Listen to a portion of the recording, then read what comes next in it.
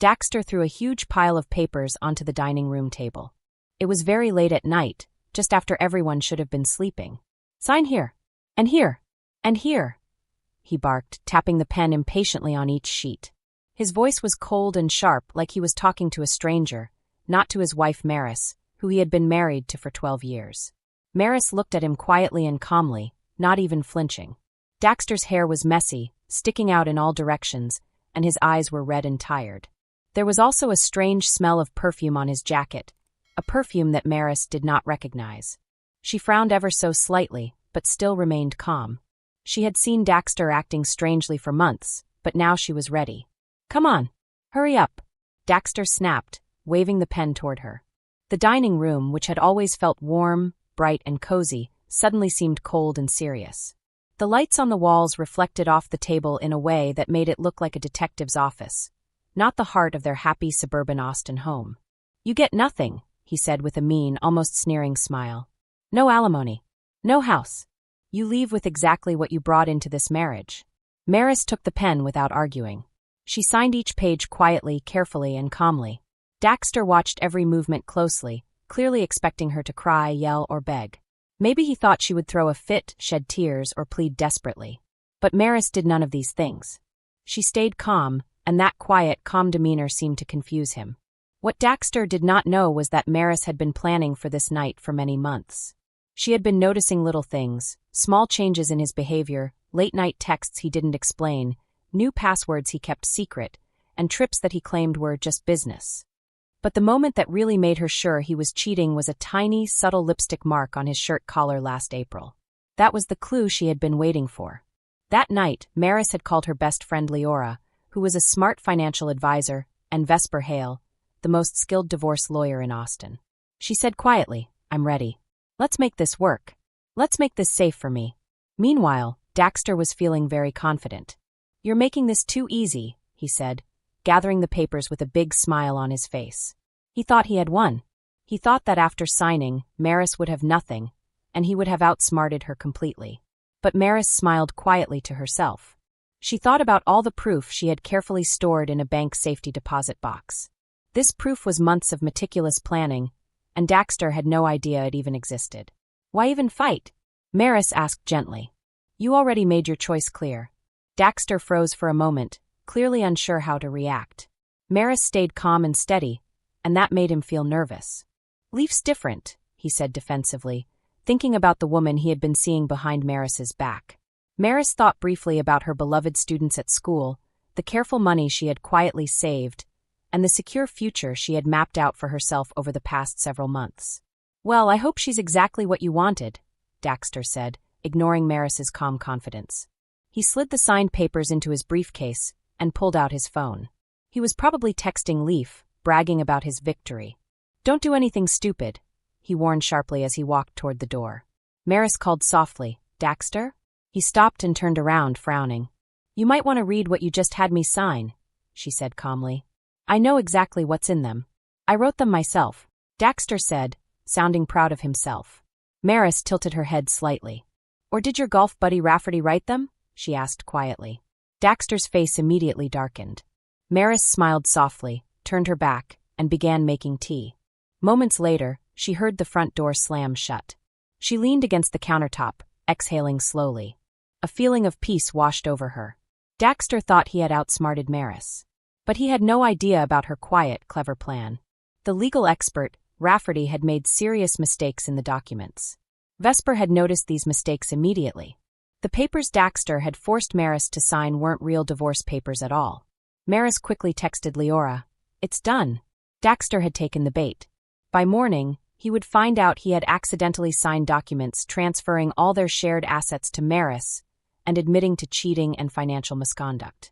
The first frantic phone call came just before 7 a.m. Maris watched Daxter's name flash repeatedly on her phone as she calmly sipped her coffee on the porch. For calls came first, then a flood of panicked texts followed. "What did you do? These aren't right. Answer me."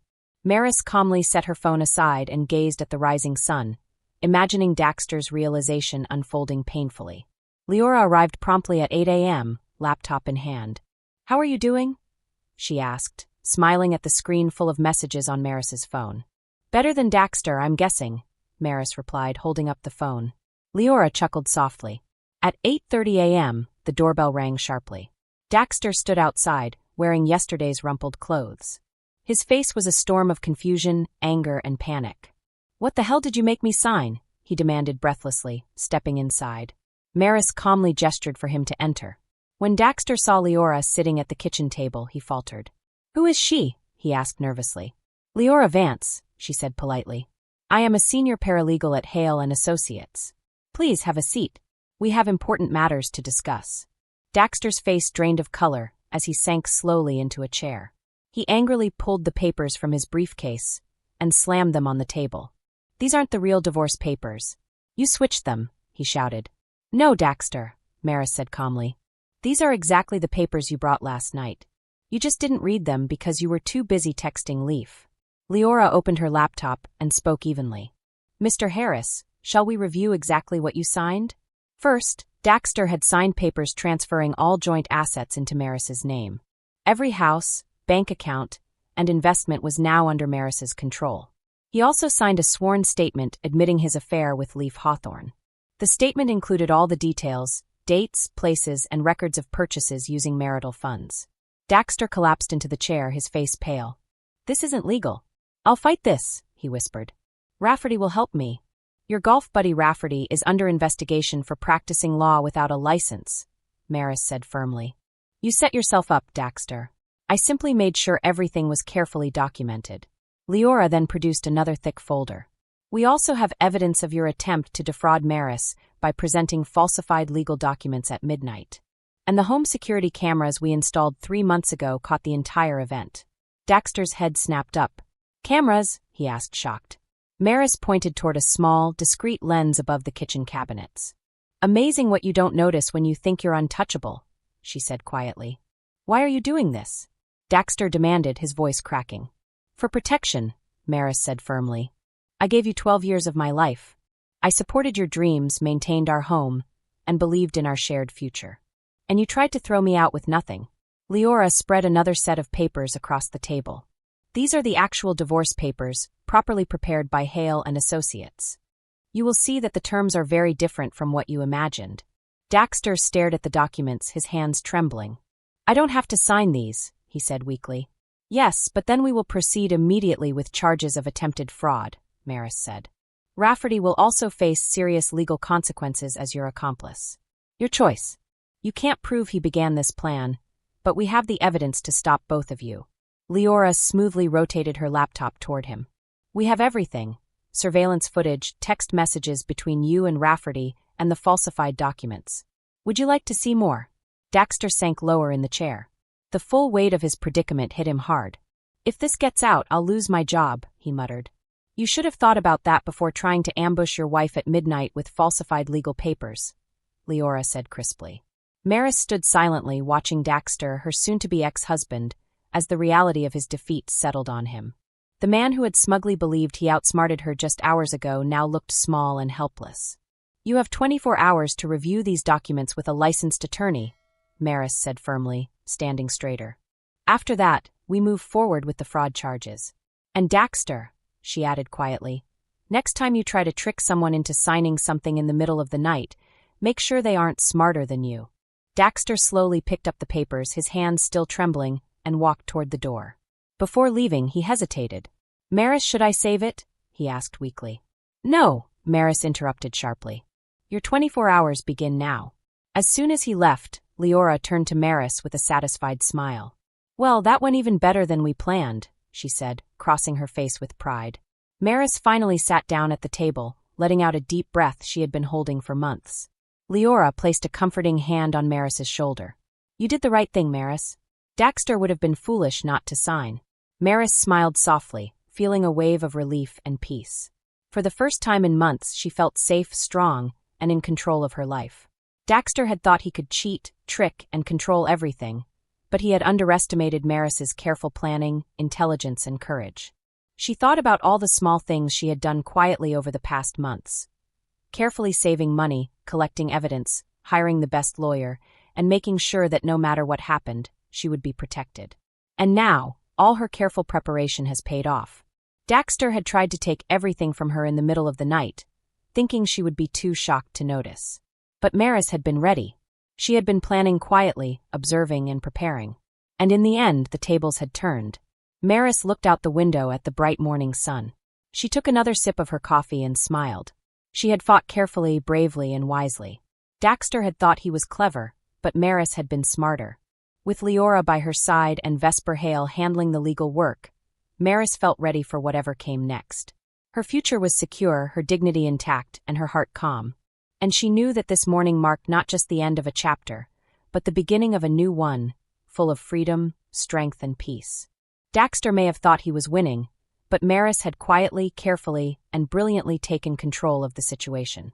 And now he would have to face the consequences of his actions. Maris leaned back in her chair, letting the sun warm her face. After months of planning, she had finally achieved what she had hoped for: justice, protection, and peace. And best of all, she had done it calmly, cleverly, and without losing her sense of herself. She knew she was strong. She knew she was smart. And most importantly, she knew she had done everything right. Daxter might have thought he was untouchable, but Maris had shown that patience, planning, and intelligence were far stronger than any trick or lie. Maris picked up her phone. It was finally quiet after hours of buzzing. The last text from Daxter simply said, "You've changed." Maris stared at it for a long moment. Her fingers held the phone tightly, but her voice was soft when she whispered, "No, I just stopped letting you think I was less than you." It felt like the first time in a long while that she had power over her own life.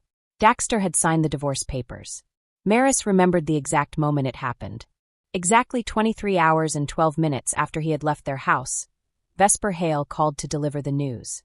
Maris was in her classroom, grading papers after school. She looked around at her students' colorful drawings, posters, and neat math problems on the whiteboard. Her classroom was full of life, laughter, and creativity. It was her world, and it made her happier than Daxter could ever understand. Vesper tried to talk her into something over the phone. His voice was clear but firm. Maris listened carefully, but she could tell he wasn't trying to trick her. When he mentioned they had video footage of Daxter forcing her to sign fake papers in the middle of the night, he quickly became cooperative. The power had shifted. Daxter could no longer control her. Maris thought about Leaf, the young executive who had fallen for Daxter's charm. She had been ambitious and full of energy, ready to believe in Daxter's empty promises. Maris was surprised to learn that Leaf wasn't Daxter's first affair. She had assumed she was special to him, but now she realized he had a long history of cheating and lying. Vesper reassured her. "Your documentation of Daxter's previous cheating was very thorough." Leaf already cleared her desk at the firm that evening. Maris nodded silently. It felt good to know that her careful records and attention to detail were helping others too. That evening, Leora arrived at Maris's house. She brought a celebratory bottle of wine to help Maris pack the last of Daxter's belongings. The two women laughed and worked together, carefully wrapping things and setting them aside. Leora asked carefully, "Did you hear about Rafferty?" Rafferty had been Daxter's golfing buddy and a fake attorney who had helped Daxter with some of his schemes. Maris was curious. "No, what happened?" Leora explained. "The state bar is investigating him. Apparently, you weren't the first person Daxter tried to scam with fake legal papers, but you were the first to catch him." Maris sank into the couch, thinking about how different her life could have been if she had ignored the lipstick stain, stayed quiet, or never made those important phone calls. She realized that every small decision she made, every detail she noticed, had made the difference. "You know what's funny?" Maris said, swirling the wine in her glass. "Daxter always told me I was terrible with details. He said that's why I was just a teacher and not someone successful like him. But it was my attention to detail that caught him in the end." She smiled, feeling proud and relieved. A week later, Maris received an unexpected email from Daxter's company. The board had carefully looked at all the evidence of Daxter's misconduct, including his attempt to make her sign away her rights at midnight. They concluded that he could no longer stay as chief financial officer. The HR director wrote, "Your detailed records have been invaluable. We are now conducting a comprehensive audit of Daxter's entire department." Maris forwarded the email to Vesper, who replied simply, "Sometimes the best revenge is just being thorough." 3 months later, the divorce was final. Maris kept their house in suburban Austin, half of Daxter's pension, and most importantly, her dignity. Daxter moved to a smaller city, and took a lesser-known position at a smaller firm. His once great reputation was in shambles, destroyed by the evidence of his fraud. Leaf reached out once, trying to explain herself. Maris replied calmly, "The security footage clearly showed your side." Leaf never contacted her again. Maris knew it was over. The past could no longer hurt her. Exactly 1 year after that tense night in the kitchen, Maris sat at the same table where Daxter had tried to take everything from her. Now the home was truly hers. She had redecorated fully, choosing colors and furniture that reflected her own tastes rather than Daxter's overly fancy style. Every corner of the house felt like a part of her. That evening, Leora came for dinner with a small gift wrapped carefully. "Happy Independence Day," she said, smiling warmly. Maris unwrapped the package slowly. Inside was a framed photo, a still from the security camera showing Daxter confidently pushing fraudulent papers across the table, completely unaware he was being recorded. "This is a reminder," Leora said with a grin, "that sometimes the best offense is letting your opponent think they are winning." Maris laughed softly and hung the photo in her new office, right next to her teaching certificates and a handwritten note from a former student that said, "Thank you for believing in me." Every day, it reminded her that strength often appears quietly, in ways people might not expect. Last week, Maris ran into Daxter's mother at the local grocery store in Austin. The older woman tried to turn away awkwardly, but Maris called out warmly, "Hi, Maelys." Maelys paused, replying stiffly, "I heard you received a promotion. Head of elementary curriculum now." "Yes," Maris said warmly. "It seems paying attention to details is important in education after all." Maelys hesitated. Her expression softened slightly. "Daxter, he's not doing well. Leaf left him for someone more successful." "That's too bad," Maris replied sincerely. "I hope he learned something from it." As Maris walked away, she heard Maelys quietly say, "We all underestimated you." Maris smiled to herself, knowing it was true. That evening, Maris received a text from an unfamiliar number. It was Daxter. "I'm sorry," the message began. "I should have appreciated what I had." Maris stared at the words. She thought about the man who had stormed into their kitchen that night, confident he would leave her with nothing. Calmly, she typed back, "Thank you for the apology, but you were wrong. I didn't end up with nothing." She blocked his number. Pouring herself a glass of wine, Maris stepped onto her back porch. She settled into her favorite chair, watching the sunset fill the Texas sky with vibrant colors. Orange, pink, and purple streaked across the horizon. She felt peaceful. She thought about how sometimes victory wasn't about fighting loudly or forcefully. Sometimes the greatest strength came from preparation, patience, and letting karma do its job. Daxter's biggest mistake had been underestimating Maris and ignoring the quiet power she always had. Maris's thoughts drifted to all the challenges she had faced, the lies, the cheating, the false documents. Each moment had tested her patience and courage. She realized that surviving and winning didn't mean being loud or angry. It meant being careful, paying attention to details, and believing in herself. Every careful note she had taken, every phone call she had made, every detail she had noticed had helped her regain her life. Maris smiled, finishing her wine as the sun disappeared below the horizon. She knew that her strength came from quiet preparation, attention to detail, patience, and the support of friends like Leora, and even the lessons from Vesper. Sometimes the strongest power is invisible to others until it quietly wins. Maris had won. She had taken back her home, her life, and her dignity. Most importantly, she had learned that believing in herself was more powerful than any trick or lie Daxter could throw at her. Her eyes lingered on the framed photo in her office, the one that captured Daxter pushing the fake papers. It reminded her that even when others think they are winning, paying attention to small details can turn everything around. Maris knew that sometimes the best revenge, the truest victory, came from calm, careful planning and believing in your own worth.